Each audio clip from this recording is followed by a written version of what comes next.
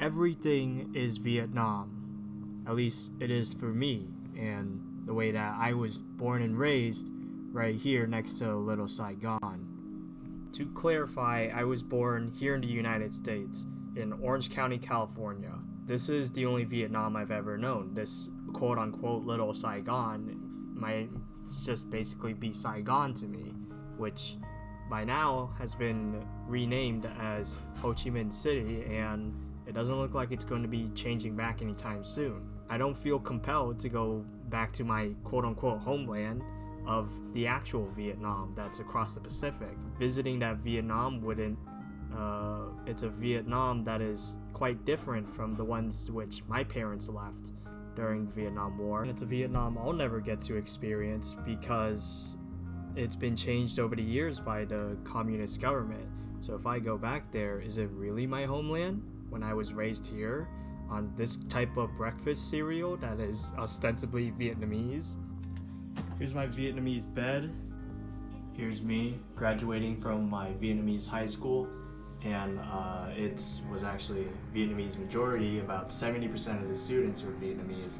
Can't forget all the Vietnamese high school awards I got here, like playing Vietnamese style football. You know the kind. You put on the helmets, you tackle each other, you go for touchdowns. Oh yeah. And then also from this Vietnamese Association of Padres Unidos. Here's a Vietnamese style bathroom. As you can see, we got a nice sink, nice toilet, and a big old shower. We also have one from Saigon Supermarket. We have one from Madeline Wang Insurance Company. We have one from my optometrist. Just Loretto Optometry. That is very ostensibly Vietnamese. I have my appointments set up here for when I go to physical therapy with my Vietnamese acupuncture and chiropractors. Here's my Vietnamese desk filled with a ton of Vietnamese things like my Vietnamese headphones, Vietnamese style fridge, just filled with a bunch of Vietnamese kind of food like roast beef, cheddar melt. Almost forgot to show you guys. This is actually something we got from America. Our amazing American Buddhist altar, actually.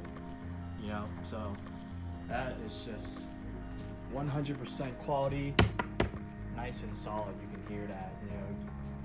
Stashes so many memories in here, as well as houses my dead ancestors, and of course can't forget Buddha up top there, as well as it spills over on this side a little bit at the big old Buddha here. The truth is, yes, I am being a little bit silly by calling things that are obviously American Vietnamese, but I don't know better. The fact is, I grew up here, and where I live, where I breathe and eat and sleep, it is all Vietnamese. There is no way for me to escape it in a sense unless I were to drive over to LA or to other states such as Minnesota or Virginia. But wait, I also have Vietnamese cousins who live there, and there are also Vietnamese restaurants over there, and they also have their own Vietnamese landmarks. Like maybe perhaps they don't have a statue of an emperor back in the dynasty days of Vietnam, or they don't have the grand old Phut Lop Tha or Asian Garden Mall, but it's Vietnam. That's what Vietnam is to me. And if you were to ask me where is Vietnam, sure, I could point to a map, but if you were to ask me where is my Vietnam, this is it. This plate of broken rice that my dad graciously took me out to lunch to eat with him today at one of his favorite places to eat this sort of broken rice dish, in which this is a meal that is beloved by the community. We actually have to get in line to get in here into this specific restaurant. And you know, it's a weekend, and it's also around noon, so obviously it would be packed. But even among American places, this is a spot that I've had the longest line to wait for. We waited about 30 minutes to be able to eat a meal that we have to pay in cash for. Or these TV channels where I can hear Vietnamese dubs of shows that were either filmed in Korea or Thailand, or sometimes even Vietnam itself. Here, have a listen. Cho nên là bổ sung dinh dưỡng rất là good luôn. Cái chuyện mà cổ đứng bất động ra để tạo sự One of these channels has a station right next to my house. It's right here. It's the same exact channel, 57.3, Vietnam America TV.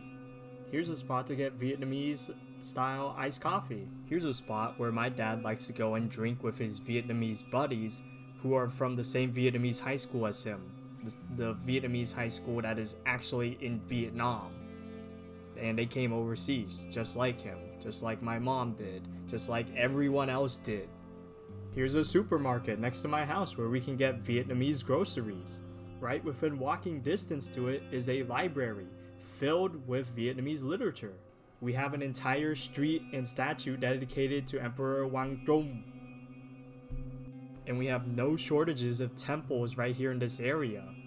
If none of this is Vietnam, then what is it?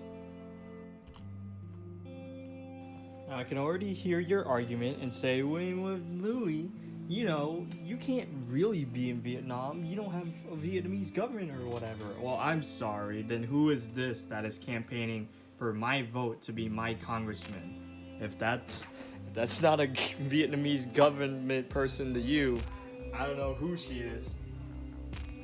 I specifically remember thinking as a child that the Vietnamese people were the most populous group of people on the planet, or at least the most populous group of Asians.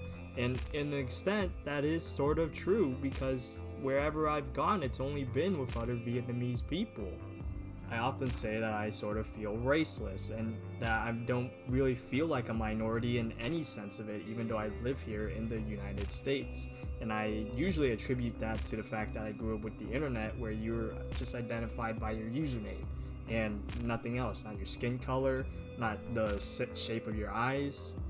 But maybe it's the opposite. Maybe I don't feel like a minority, I don't feel like I have a race, because I'm too Vietnamese. Because everywhere that I look, everything that I eat is Vietnamese, and that's just so ingrained into my lifestyle.